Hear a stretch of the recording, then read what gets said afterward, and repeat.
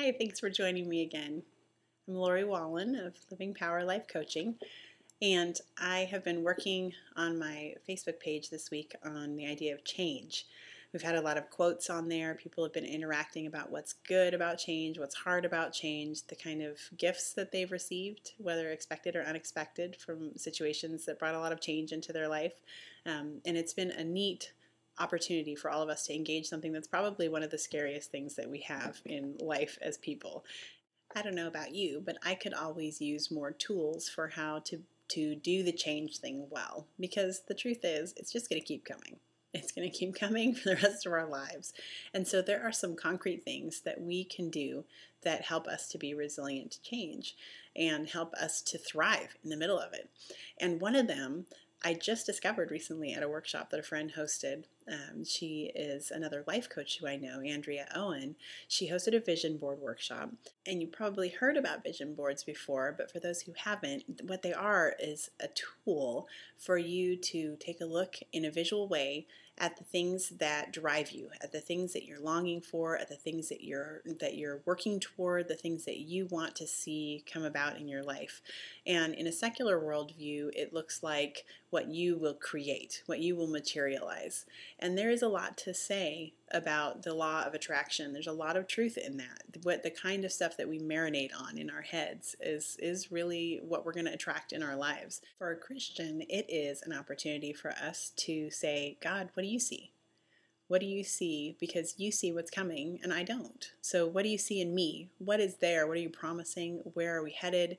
Not in a way that I know every single step that's laid out ahead of me, but hey, God who knows everything before it even happens, who am I to you? What do you see for me and my family? So for me, the vision board exercise was very much a letting go of things that I was hoping for this year, while still holding them up and keeping them in consideration and being able to pray for them on a regular basis. So here's my vision board. You can see that it's got some words, some images, some writing, some things that I cut out of magazines. We had a whole bunch of magazines available. Andrea did a great job with that.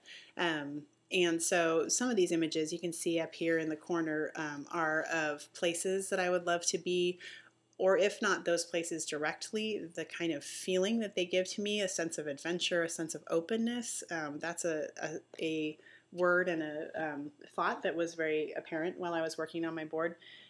Being able to give my family the world, as it says here, have people that I'm working with and build a team.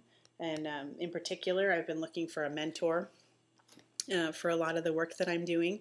And so these longings in my heart were coming out as I was just looking through magazines, thumbing through, letting the images flow through, and kind of seeing which ones resonated and which ones didn't.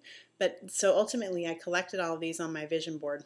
And as I was doing it, I realized if I am looking at this every day, it is a great way to be resilient against change and the negative effects that can have, because you can't change your circumstances necessarily. You can't control the things that change around you. But when you have a solid sense of where you're headed as a person and the kind of person that you hope to be for this season in your life, then you can be resilient in any kind of change that comes. So I encourage you to whether just freehand draw or spend some time, if you're really crafty, with your kids, sit at a table with some poster board and glitter glue and stickers and magazines. And some people do it as simply as writing 4 or 5 words that really capture their vision for who they are and what God has for them this year. So there's a lot of different ways that you can do that. I would love to talk with you further about that if you want to brainstorm or kick ideas around about it. But I encourage you to do something that's a visual reminder and have it in a place somewhere prominent in your house, so that as the changes of 2011 come, you'll be able to look at that and refer to that and gain that sense of who you are and be able to be resilient in that change. Thanks for joining me. We'll see you next time.